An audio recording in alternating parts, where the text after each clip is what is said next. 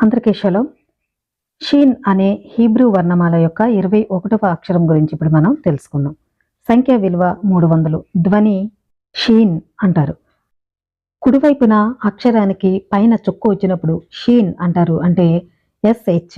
మరియు ఆ అక్షరానికి ఎడమ వైపున చుక్క వస్తే పైన S అంటారు, అంటే షీన్ అంటే S.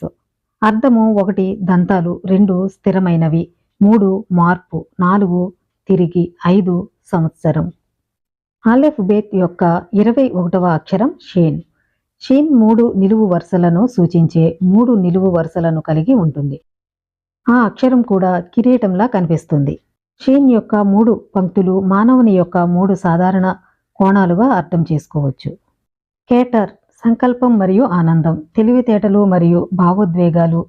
అదనంగా మొత్తం షీన్ ఈ కోణాలలో ఒకదాన్ని మాత్రమే సూచిస్తుంది. 3 పంక్తులలో ప్రతి ఒక్కటి ఆ కోణానికి ఉపరి భాగాన్ని సూచిస్తుంది. కేటర్ అనేది తెలివితేటలకు అతీతంగా ఉన్నది. రాజు యొక్క సంకల్పం మరియు ఆనందం. కేటర్ యొక్క జెమాట్రియా 620.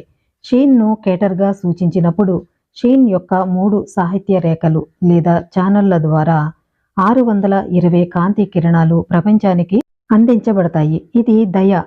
ఎడమ రేఖ ఇది న్యాయం మరియు మధ్య రేఖ దయ.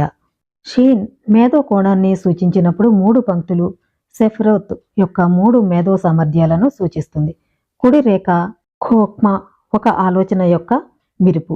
ఎడమ రేఖ బినా అంటే అవగాహన మరియు మధ్య రేఖ దాత్ జ్ఞానం యొక్క అనువర్తనం.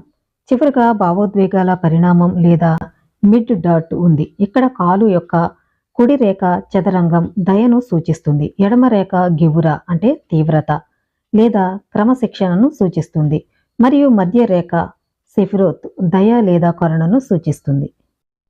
ఇంకా కాలు యొక్క 3 రేఖలు ప్రపంచం నిలబడి ఉన్న 3 స్తంభాలను సూచిస్తాయి. అంటే ఈ అక్షరానికి 3 రేఖలు ఉండడం అనేది జరిగింది. ఆ 3 కూడా ప్రపంచం నిలబడి ఉన్న 3 స్తంభాలను సూచిస్తుంది. ఆ 3 ఏమిటంటే ప్రార్థన, మంచి పనులు మరియు తోరా అధ్యయనం. షీన్ అక్షరం యొక్క మరొక కోణాన్ని 3 పితరులను సూచిస్తారు. అబ్రహాం కుడి రేఖ చతురస్రం ప్రేమపూర్వక దయ ద్వారా ప్రాతినిధ్యం వహిస్తాడు, ఎందుకంటే అతను సంపూర్ణ దయను ఇతరులతో సంబంధం ద్వారా బాహ్య దృష్టిని మరియు మంచి పనుల పనితీరును వ్యక్తీకరించాడు. ఇసాకు ఎడమ రేఖ గెవురా క్రమశిక్షణ మరియు తీవ్రత ద్వారా ప్రాతినిధ్యం వహిస్తాడు. ఇది అతను ఆత్మ పరిశీలన చేసుకునేవాడు అని సూచిస్తుంది. స్వీయ శుద్ధి మరియు తీవ్రమైన ప్రార్థనపై దృష్టి కేంద్రీకరిస్తాడు.